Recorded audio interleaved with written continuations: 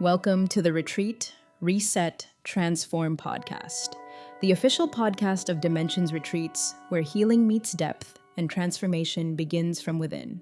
Meet your host, Donald Currie, a trauma-focused, registered psychotherapist and the clinical director at Dimensions Algonquin Highlands.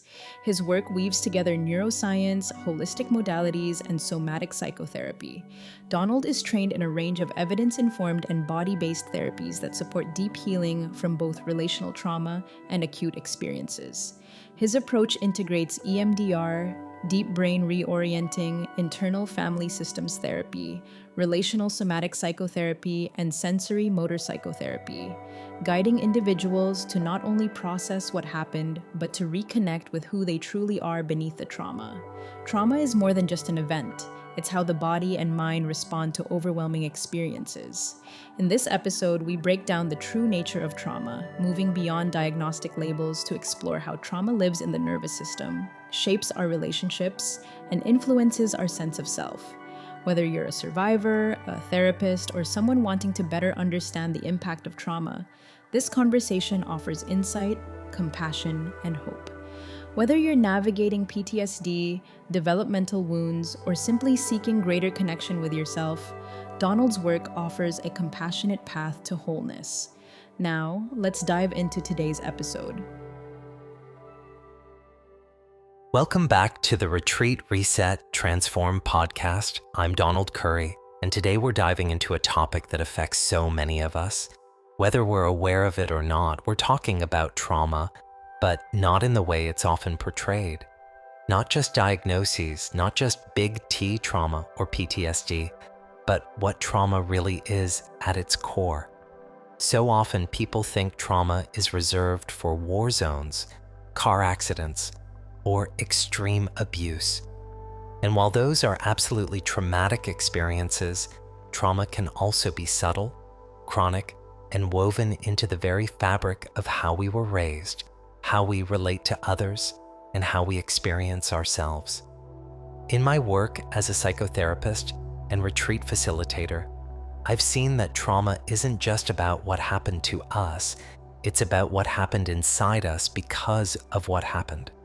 It lives in the body, it shapes how we protect ourselves, and it often runs silently in the background of our lives. Today's episode is about deepening our understanding. It's about compassion for ourselves, for others, and for the parts of us that are just trying to survive. So take a deep breath, settle in, and let's explore what trauma really is beyond the diagnosis. So let's start by unpacking what trauma actually is. Trauma isn't just the event that happened to you. It's the impact of that event on your nervous system, on your sense of self, and on your ability to feel safe in the world. You can have two people go through the same experience, let's say a car accident, and one might walk away feeling shaken but relatively okay, while the other develops ongoing anxiety, flashbacks, or a deep fear of driving. The difference isn't just about the event itself, it's about the internal response. This is important. Trauma is not what happens to you. It's what happens inside you as a result of what happened. It's how your system tries to adapt, to survive, to protect you, even if those adaptations become painful or limiting later on. We often categorize trauma as big T and little t trauma.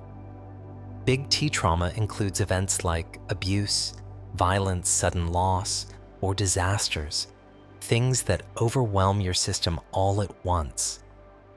But little t trauma, sometimes called developmental or relational trauma, is just as impactful. It's the ongoing, often invisible stuff, being emotionally neglected as a child, constantly criticized, or feeling unsafe expressing your true self. When those kinds of experiences happen repeatedly, especially when we're young and still developing, they shape the way we relate to ourselves, to others, and to the world. And then there's chronic stress, living in a body that never feels safe, in a world that constantly feels threatening. That too is trauma. So this broader definition matters. It allows us to move away from a rigid clinical view of trauma and instead approach it with more nuance, compassion, and accessibility. Because if you've ever felt disconnected from your body, if you've struggled to trust, if you carry shame that doesn't feel like it came from anywhere specific, there's a good chance that trauma is part of your story. But here's the good news. If trauma is an internal process, so is healing. One of the most important things I've learned, not just as a therapist but as a human, is that trauma lives in the body. You might notice this when your heart races at the sound of someone raising their voice, or when you freeze up in a conversation that feels emotionally loaded. Or maybe you feel chronically tired, disconnected, or numb, like you're walking around in a fog. These aren't just personality traits or random quirks. They're bodily responses to unprocessed survival stress. When something overwhelming happens and we can't fight or flee, the body often goes into a freeze state. The energy mobilized for protection gets stuck, held in the muscles, in the fascia, in the nervous system. We might not even remember the event clearly, but our bodies do. They remember in sensation, posture, and pattern. This is why talk therapy alone sometimes isn't enough. You can have incredible insight into your patterns. You can understand your trauma intellectually and still feel dysregulated or stuck. Because healing doesn't just happen in the brain, it happens through the body. Somatic therapy helps us come into direct contact with what's unresolved, not by reliving it, but by tracking the body's signals. A tightening in the throat, a flutter in the chest, a desire to run, to cry, to shake. When we slow down and bring presence to these sensations without judgment, the body can begin to complete what was once interrupted. It's like letting the story finish on a cellular level.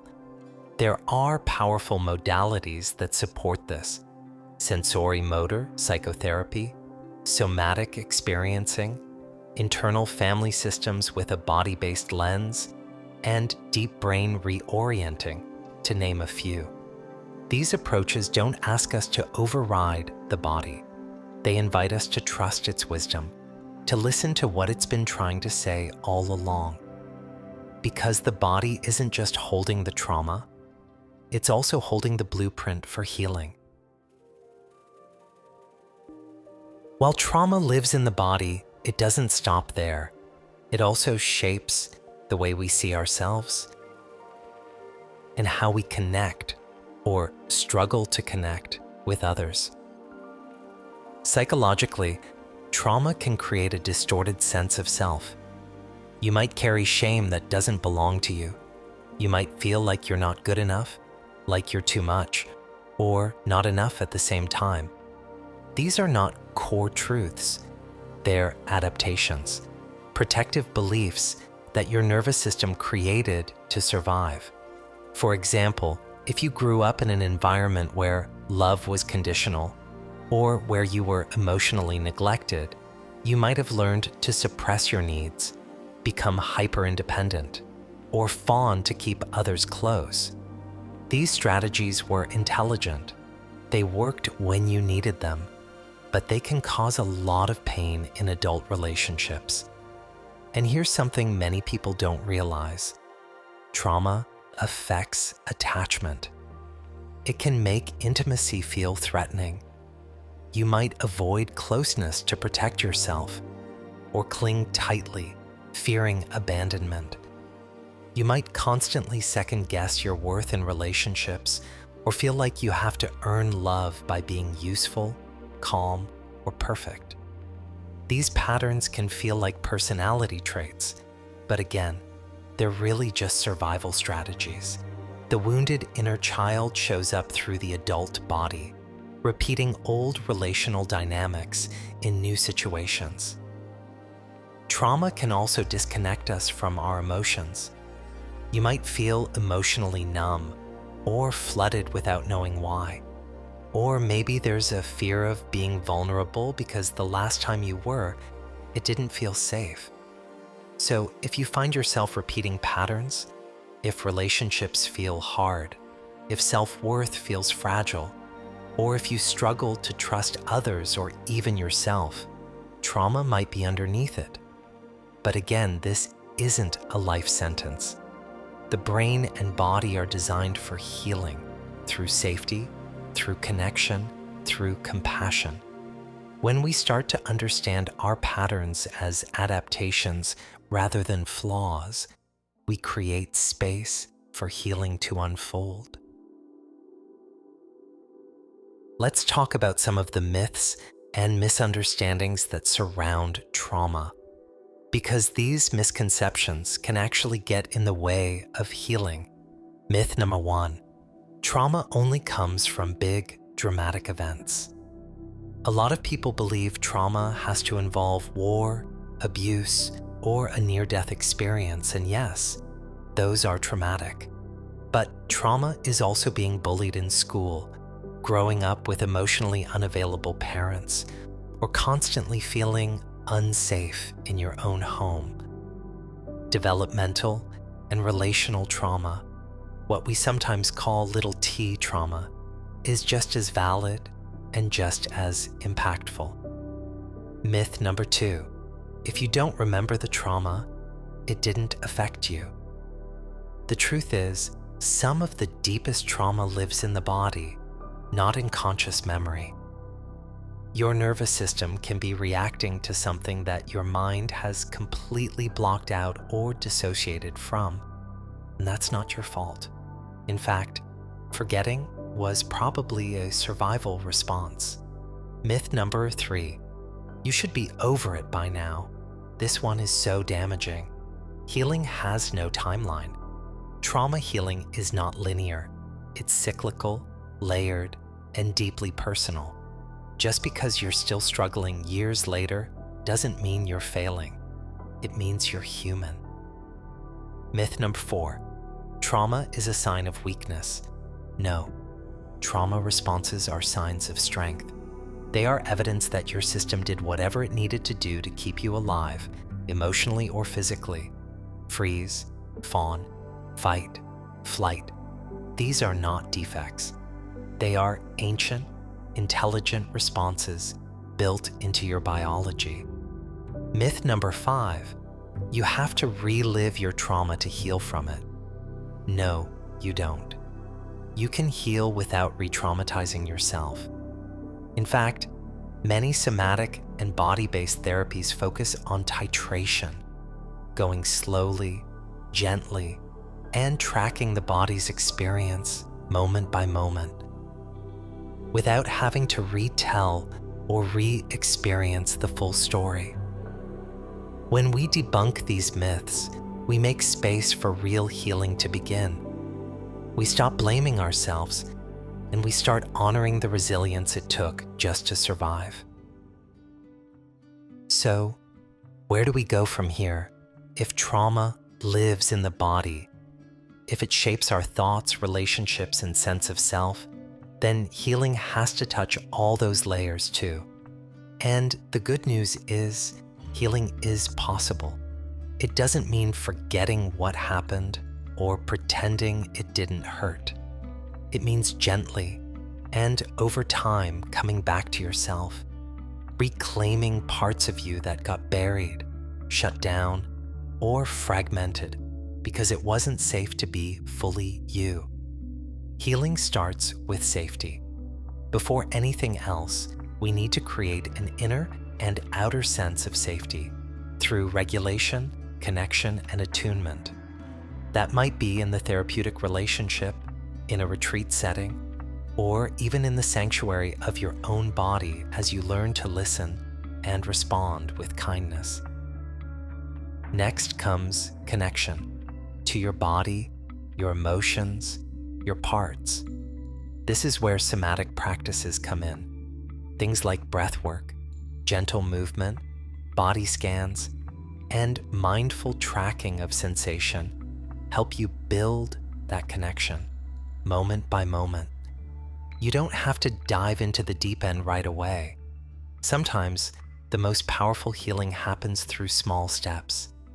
Feeling your feet on the floor, letting a tear fall without judgment, pausing and saying to yourself, "I'm right here with you." Integration is also key. Whether you've had a psychedelic experience, gone through a ceremony, or simply had a breakthrough moment in therapy, integration is what turns insight into lasting transformation. It's the slow, steady work of weaving new awareness into your nervous system, your relationships, your choices. And let's not forget the role of community. Healing doesn't have to happen alone. In fact, trauma often occurred in relationship, so it makes sense that we heal through relationship too, through safe, compassionate connection with others. Now, I want to be clear, healing from trauma isn't about becoming someone else. It's about coming home to who you've always been underneath the pain. And while the path can be challenging, it's also beautiful. There's something deeply sacred about witnessing someone reclaim their voice, their truth, their worthiness, and there's something even more powerful about doing that for yourself. So if you're on this journey, if you're starting to explore your trauma or deepen your healing, know this: you are not broken. You are brave, and you're already doing the work just by being here. So as we come to the end of today's episode, I want to invite you to reflect for a moment. What if everything you've been calling a flaw or dysfunction is actually a part of you doing its best to survive? What if the anxiety, the dissociation, the overthinking, or the people-pleasing, what if all of it made perfect sense given what you've been through? When we shift our perspective from what's wrong with me to what happened to me and how did I adapt? That's when the healing truly begins. You don't have to have all the answers right now. You don't need to fix everything today. Just being curious about your inner world, just noticing with compassion, that's powerful work. If this episode resonated with you, take a few moments today to journal, to move your body, or just place a hand on your heart and remind yourself, I'm doing the best I can with what I've been through, and healing is possible. Before we wrap up today, I want to share something that's become a powerful part of the healing journey for many people I've worked with. It's a program called Elevate. Elevate is a trauma-informed healing retreat open to anyone navigating the effects of trauma, anxiety, depression, or emotional overwhelm. It's for people who are ready to go beyond talk therapy, who want to reconnect with themselves, find community, and engage in deep embodied healing. At Elevate, we bring together the best of modern psychotherapy and holistic wellness practices, somatic therapy, internal family systems, deep brain reorienting, mindfulness, nature connection, movement, group support, and, when appropriate, cannabis-assisted psychotherapy for deeper trauma processing in a safe and legal setting. But more than anything, Elevate is a space to come home to yourself, to feel seen, supported, and safe enough to explore the parts of you that have been carrying pain for far too long. This isn't just a retreat, it's a container for transformation, a place where healing is not only possible, but expected. If you're ready to take the next step in your healing journey, or you know someone who might be, head to the link in the show notes to learn more. You're not alone, and you don't have to keep carrying it all by yourself. For more information, visit our website at dimensionsretreats.com. Thank you for spending this time with me today. Thank you for your curiosity, your courage, and your heart. Until next time, keep listening to your body, honoring your story, and remembering that healing is always within reach. Escape the noise. Reconnect with yourself. At Dimensions Retreats, we offer a sanctuary for deep healing and transformation. Nestled in nature, our evidence-based programs blend somatic therapy, psychedelic integration, and holistic wellness practices to support your journey. Whether you're seeking relief from trauma, stress, or simply a reset, our expert-guided retreats provide a safe and nurturing space to heal, grow, and evolve. Your path to renewal starts here. Visit dimensionsretreats.com to learn more.